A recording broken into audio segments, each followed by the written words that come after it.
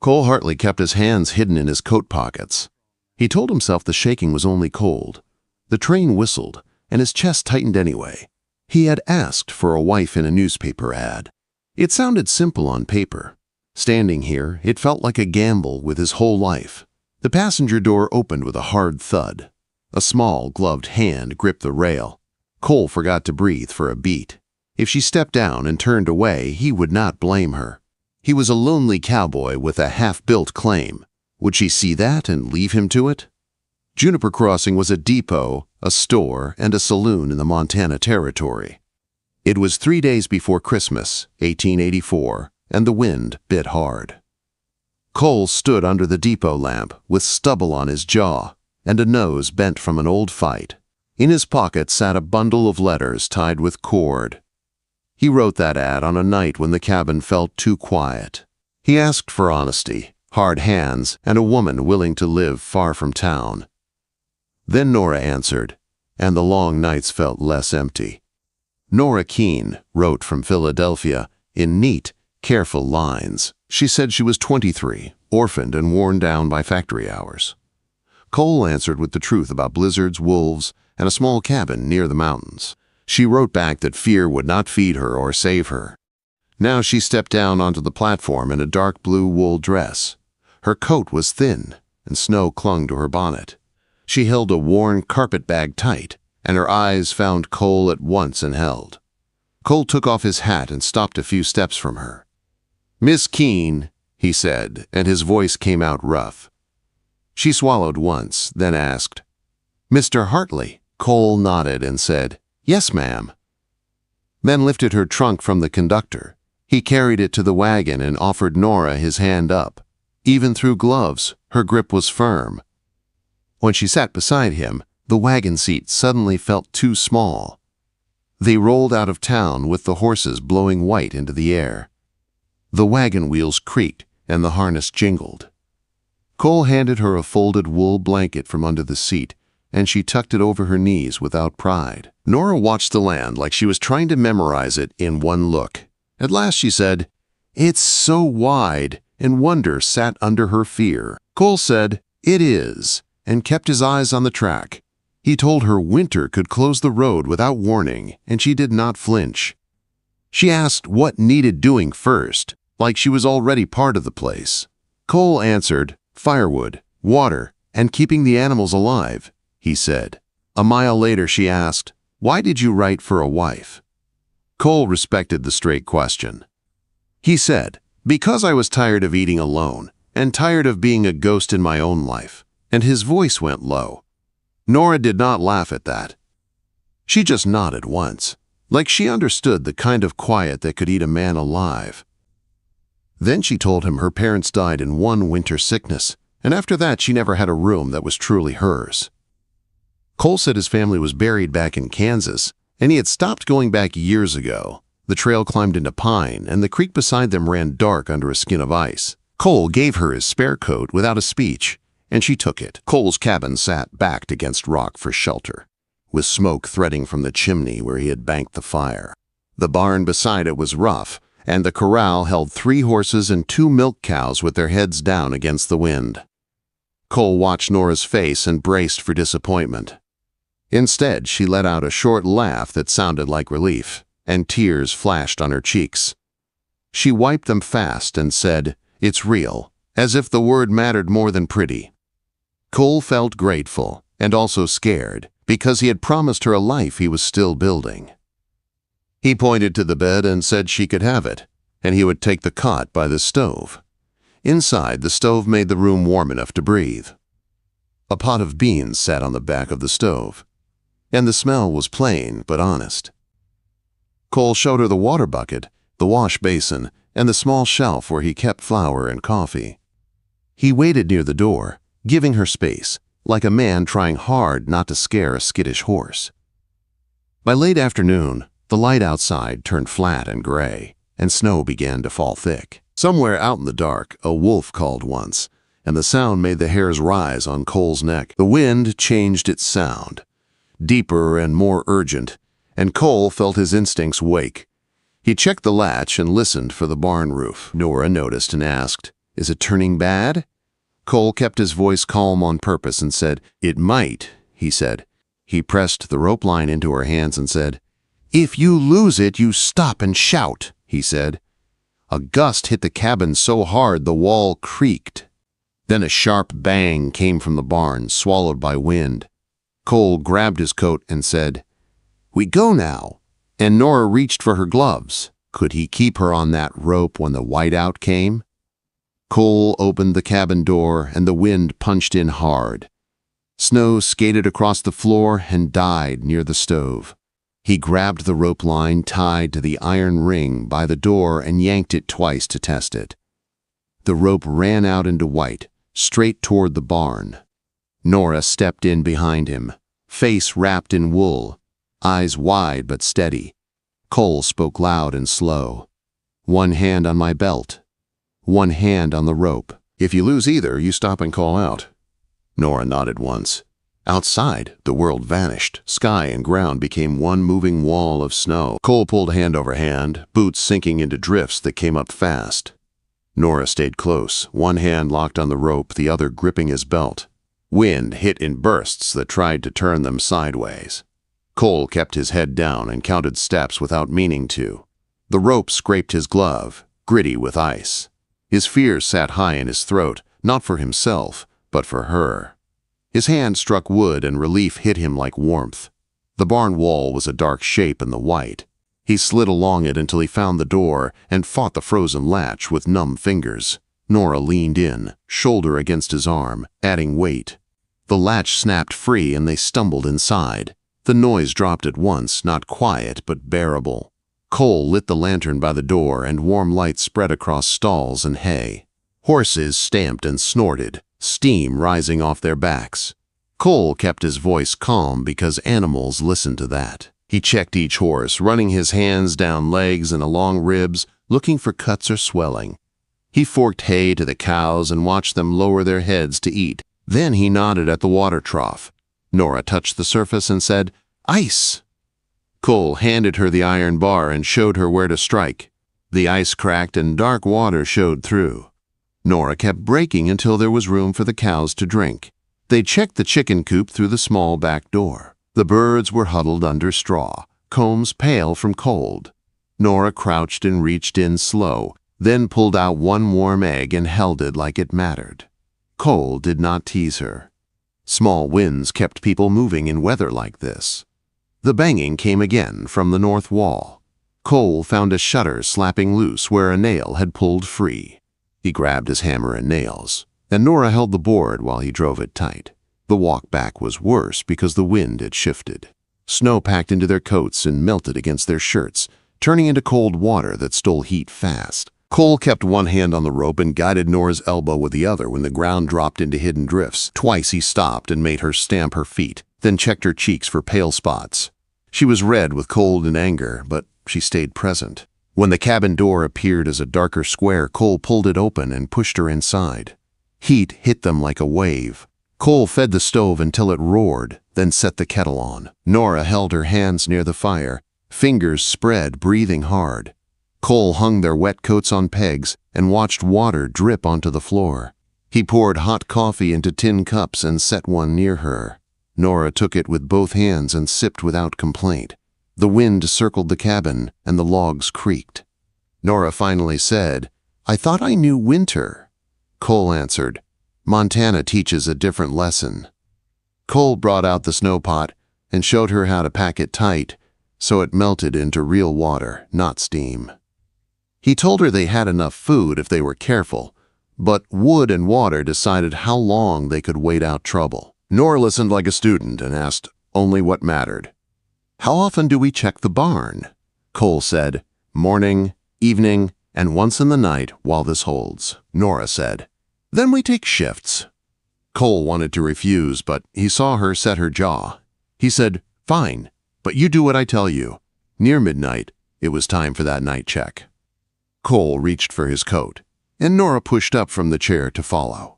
Her boot caught the edge of the rug by the stove. She lurched, grabbed the table, and her foot turned sideways with a soft, sick twist. Nora sucked in air and went still, face going white. She did not scream, but her hand clamped the table like it was the rope line. Cole dropped to his knees in front of her, heart hammering. He eased her boot loose, slow and careful, and pressed along the ankle bone, feeling heat and swelling rise under his fingers. He wrapped it with cloth strips, then braced it with a thin board and cord. His hands were steady because he forced them to be. Nora watched him work, jaw tight, refusing to look weak. When he finished, she tried to stand, and a sharp sound escaped her anyway. Cole caught her before she fell and set her back in the chair. The wind slammed something outside, a hard crack against the wall. The lantern flickered once. Cole looked toward the door, then down at Nora's braced foot. The barn still needed the night check, and the storm sounded hungry. Cole stared at Nora's ankle like it was a sentence he had to read out loud. The swelling was already climbing, and her skin looked tight under his fingers. He kept his voice steady and said it was a sprain, maybe worse, and he would treat it like worse until he knew. Nora nodded, jaw clenched, eyes bright with held-back pain. She tried to smile, and it came out thin.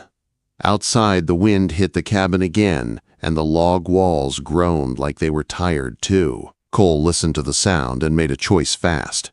He lifted Nora the way he would lift a child out of a river. Not gentle, but careful. He carried her to the bed and set her down slow. He stuffed quilts around her legs and braced the ankle higher with a folded blanket. Nora tried to sit up. Cole pressed her shoulder back with one firm hand and told her to stay. He did not make it soft, because the storm did not care about soft. He took the lantern, pulled on his coat, wrapped his scarf up over his mouth, and paused by the door. Nora's eyes followed him. She did not beg, but the fear was there anyway. Cole said he had to do the night check alone. He told her to keep the stove fed and melt snow for water. He told her to watch the clock and wake him if the fire went low. Nora's lips tightened. She hated the idea of being left behind. Cole saw it, and he hated himself for putting her there. He stepped closer to the bed and said he would be back soon, and his hand rested on the edge of the quilt for one beat. The contact was small, but it was real. Nora swallowed and nodded once, like she was giving him permission to go. The moment Cole opened the door, cold rushed in again. He grabbed the rope line with one hand and stepped out into a white wall that stole the world. The wind pressed hard from the north, and snow burned his cheeks through the scarf. Cole moved by feel, hand over hand, boots dragging through drifts. The rope was the only truth out there. When his glove hit the barn wall, he exhaled hard and did not realize he was holding his breath until it left him. Inside the barn, the horses shifted and stamped as if they had been waiting for him. Cole broke ice, forked hay, checked hooves, and ran his hands over ribs and shoulders. He stayed longer than he wanted, because he could not stop thinking about Nora's face on that bed. He made it back to the cabin with ice in his lashes and pain in his hands.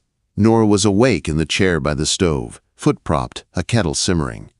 She looked up like she had been holding her breath too. Cole shut the door and leaned against it for a beat, letting his heart settle. Nora did not ask if he was safe. She could see it. She asked if the animals were fine, because that was her way of being brave. Cole told her they were holding. Nora nodded and finally let her shoulders drop. The next day blurred into the same small tasks, repeated with stubborn care. Cole checked the barn morning and evening. Nora kept the fire alive and learned the cabin like a map. She organized what food they had without being asked. She learned how fast the kettle boiled when the stove was hot, and how slow it went when the coals slept. She made biscuits that were not pretty but filled the belly. Cole teased her once, very gently, and she fired back that his bread could be used as a fence post. The sound of her laugh surprised him. It warmed the room more than the stove for a moment. Then the wind hit again, and the cabin went back to being a small island.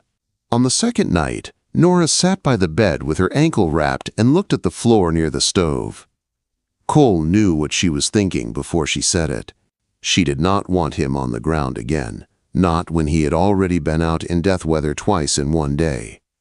Nora said the bed was big enough for two if they made a boundary. Cole started to refuse, then stopped. He was exhausted, and his bones ached from cold and rope and worry.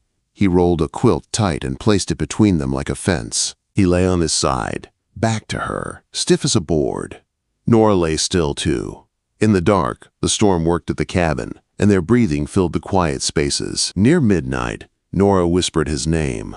Cole answered, and his voice sounded different in that darkness, softer even when he tried to keep it plain. Nora asked why he really wrote the ad. Cole could have given her the safe answer.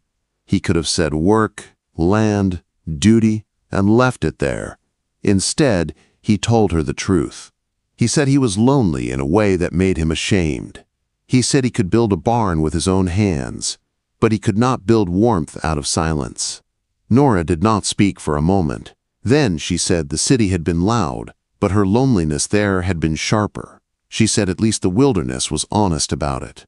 Cole stared at the ceiling and felt something in his chest loosen a little. The third day brought no mercy. The storm did not lift. Snow packed against the cabin walls like it was trying to bury them alive.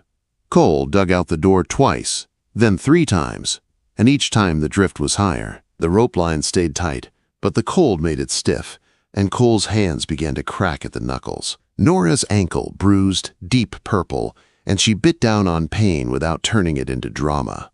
She took a shift at the stove at night and refused to sleep until Cole had eaten. Cole pretended to argue, but the truth was he needed her stubbornness. It kept him from slipping into that old silent place. On the morning of the 4th day, Cole woke to a different kind of quiet. No wind, no slam against the wall, just the soft tick of the stove and the faint creak of cooling logs. He sat up too fast and felt the room tilt from lack of sleep. Nora was awake too, eyes on his face. Cole crossed to the window and pulled the shutter back. Sunlight hit the snow so bright it hurt. The world outside was still. Drifts rose like white hills around the cabin. The barn roof carried a heavy load, but it stood. Cole breathed out slow and said the storm broke. He made coffee and set it beside Nora, then pulled on his coat. Nora tried to swing her legs over the bed, and Cole stopped her with one look. He told her she stayed here. He said her job was the fire, the lantern, and staying warm. Nora's mouth tightened, but she did not fight him long. She asked him to be careful. Cole promised he would, and he kissed her forehead before he could think about it. The touch lasted 1 beat. Nora went still, then nodded like she accepted it as a fact. Cole saddled his strongest horse and rode out into the valley to find the main herd. Snow came up high on the horse's chest in places, and the cold cut deep now that the wind was gone. Cole found the cattle bunched near pines, and 5 lay frozen where they fell. The living ones looked thin and worn, eyes dull, ribs showing. Cole worked until his arms shook, breaking a path, pushing the herd toward better shelter, doing what he could with what he had. By the time he turned back toward the cabin, the sun was dropping, and fear sat in his gut again. Then he heard it. A long howl from the tree line. Then another. Cole turned in the saddle and saw gray shapes moving low through snow, closing slow and sure. His horse tensed under him. Cole looked toward the cabin, close enough to reach. He could ride home and bar the door. He could live and let the wolves take what they came for. His hand tightened on the rifle, and he turned back toward the herd anyway. That was when the cabin door banged open behind him. Cole felt the wolf pack before he fully saw it. The cattle bunched near the creek, heads low, breath steaming. Gray shapes slipped between the pines, too quiet for how hungry they looked. Cole raised his rifle and fired once into open snow as a warning. His horse shivered and tried to turn, but Cole held him steady. The cattle were his whole winter, and now they were hers too. The cabin door banged behind him. Cole turned and saw Nora on the porch, wrapped in his coat, holding his spare rifle. She was on that sprained ankle, face pale, jaw set. He rode in and caught her elbow before she stepped down. "You stay right here," he said, keeping his voice hard. He pointed to the right corner of the cabin and told her to watch that side. He told her to fire only if a wolf broke past him. Nora nodded once and braced herself against the porch rail. The wolves tested them first, one at a time, then two, then four, spreading out to circle. Cole stayed mounted and turned in shortcuts to keep his horse from bolting. He fired near the lead wolf and snow sprayed up in its face. It jumped back with a snarl, then slid wider. The pack did not leave. A young wolf rushed, bold from hunger. Cole snapped a shot into the ground near its paws and drove it off, but two others moved in behind it. Cole rode hard to close the gap, waving his hat, shouting, doing anything to look bigger than one man. The cattle pressed tight, and his horse kept sidestepping, but Cole held the line. A wolf slipped right, too close to the cabin corner, where Cole could not reach fast. Nora shifted her weight and winced, but she did not step back. She fired once. The wolf yelped and spun away, wounded but alive, and the pack hesitated, like it finally learned the price. Cole stared at Nora for a hard beat, anger and pride mixing in his chest.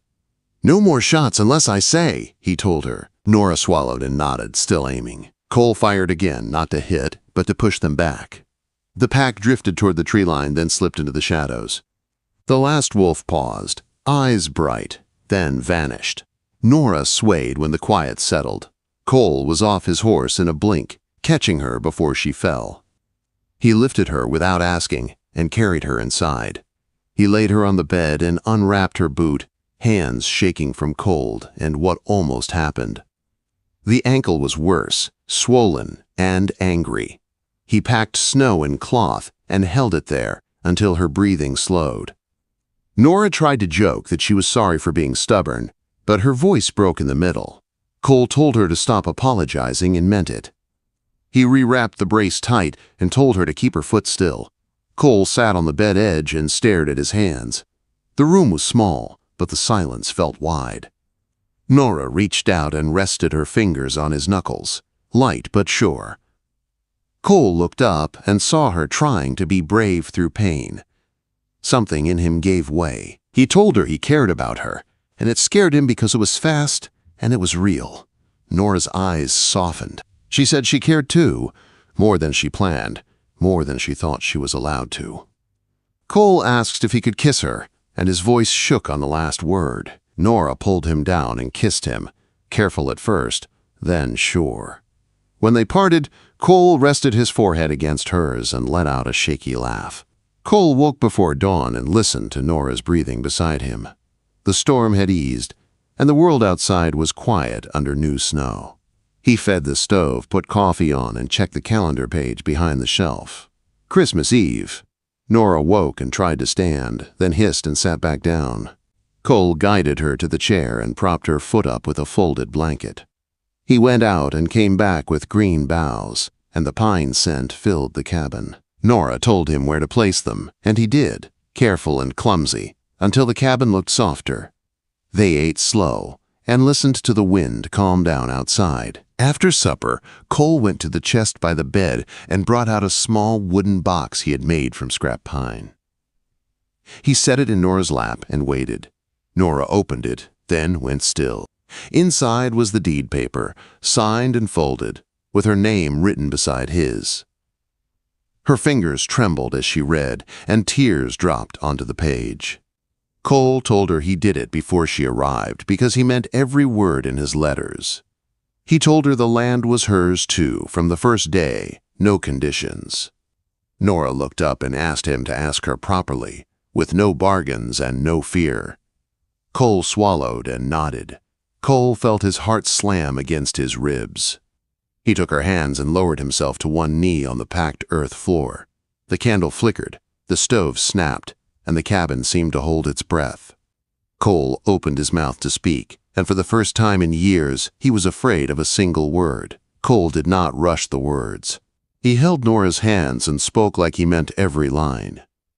He told her he knew this had started as ink on paper, but it had turned into something he wanted for the rest of his life. He said he wanted her to choose him, not the land, not the safety, not the promise of a roof. He asked her to marry him because she was brave enough to come, and brave enough to stay, and because he did not want to face another winter without her beside him. Nora cried quietly, shoulders shaking, then laughed through it, like relief had finally found her.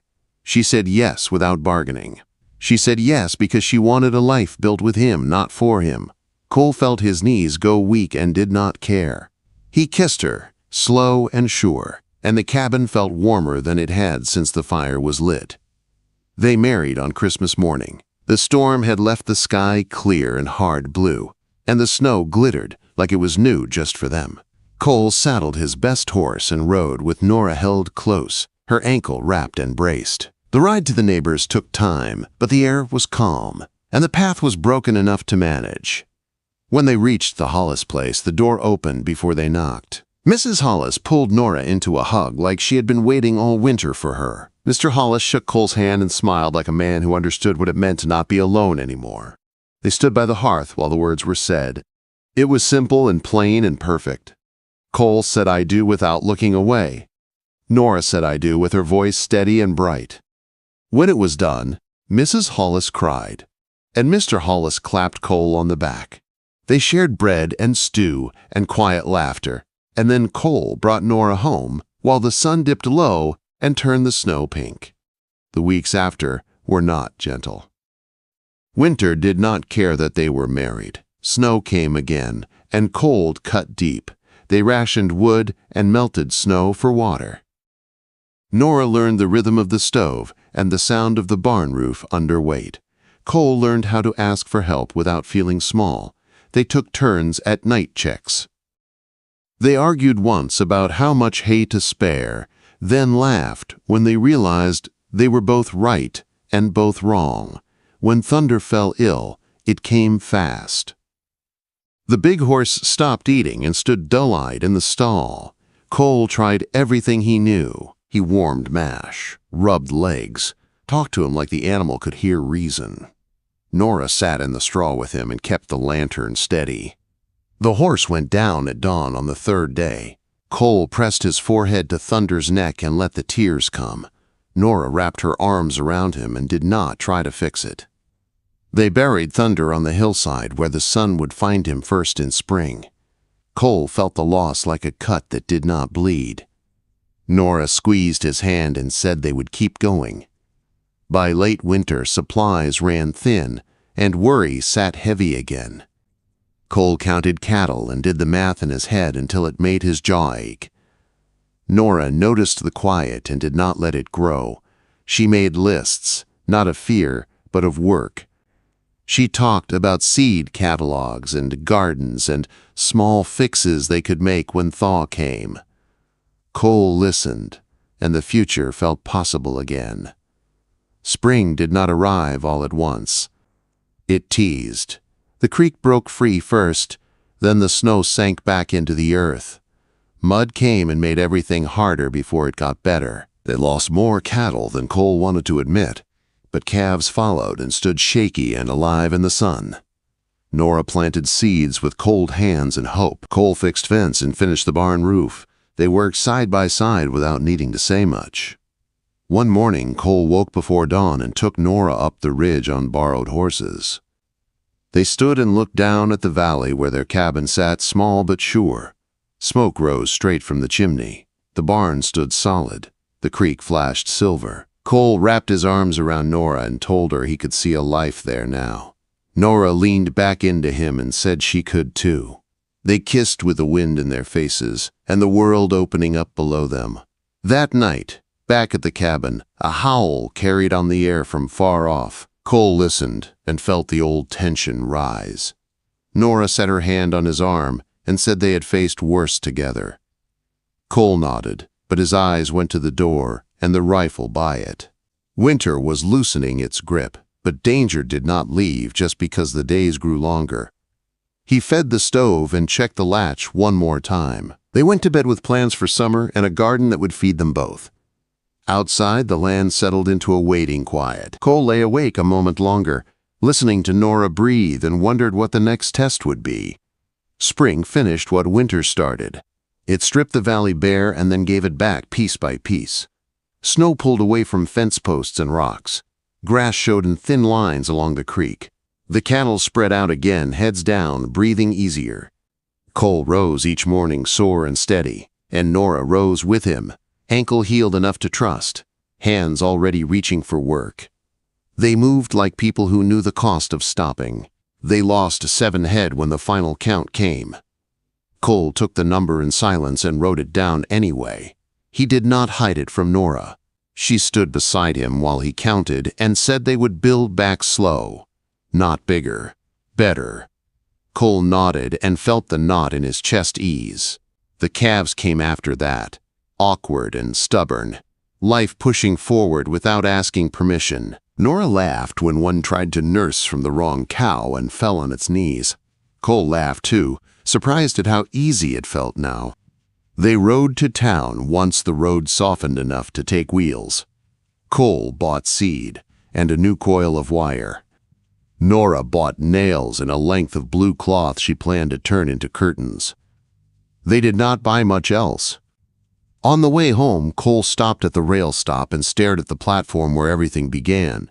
Nora watched him, then took his hand. Cole squeezed back and said nothing. He did not need to. They built the garden together. Nora laid the rows straight and true. Cole broke ground and hauled water until his arms burned. When the first green leaves pushed up, Nora knelt and touched them like they were a promise kept. Cole marked the day in his head. He started the addition to the cabin then, a small room at first, framed square and tight. Nora brought him coffee and held boards and told him when a cut was off. He listened. Mary Hollis rode over often now. She taught Nora how to make soap and candles. They traded eggs and advice and laughed about men who thought they knew better. Cole worked with Mr. Hollis on a new gate and learned how to fit it so it would not bind in winter. Neighbors were few, but they mattered. The valley felt less empty with names attached to it. The summer came on fast. Flowers spread across the meadow in color Cole had never learned the names for. The creek ran clear and loud. Nora stood in the garden at dusk with dirt on her hands and light in her face. Cole watched from the fence and felt full in a way he did not recognize at first. It was not pride alone. It was belonging.